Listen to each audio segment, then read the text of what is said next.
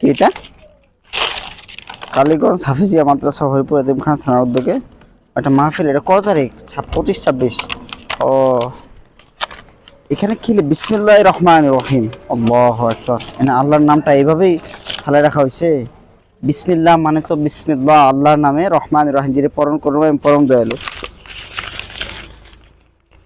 এটাতেও আল্লাহু আকবার। চিন্তা করা যায়। হ্যাঁ, আমি আপনাদেরকে একবার বুঝাই যে এই যে পোস্টারটা, এটা কিন্তু 25 এবং 26 তারিখ শেষ হয়ে গেছে, ঠিক আছে?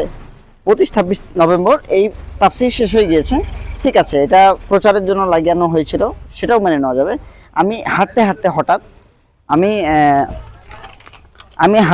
হঠাৎ পেলাম, তো এখানে পোস্টার তো পাওয়া তো সমস্যা না, কিন্তু এই যে বিসমিল্লাহির রহমানির রহিম লেখা আছে এটাতে, এছাড়াই দেখেন লিল্লাহি তাকবীর। লিল্লাহি তাকবীর মানে তাকবীর হবে আল্লাহর জন্য, লিল্লাহি, আল্লাহু আকবার। এখানে স্পষ্ট আল্লাহর নাম আছে।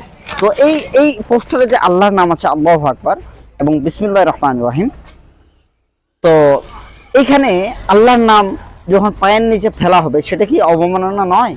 অবশ্যই অবমাননা।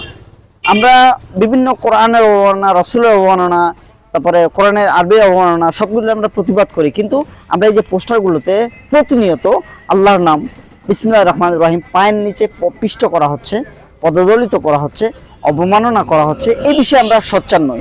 সো আমি আপনাদেরকে আহ্বান করছি, এই পোস্টারগুলো যারাই বানাবেন, যারা বানাতে অর্ডার দিবেন, তারা বিশেষ করে বিসমিল্লাহির রহমানির রহিম লেখার কোনো প্রয়োজন নেই। আপনারা লিখবেন না, লিল্লাহি তাকবীর দিবেন না, মানে পোস্টারে আল্লাহর নাম কিংবা কোরআনের কোনো আয়াত হোক আপনারা দিবেন না। এতে কি হবে?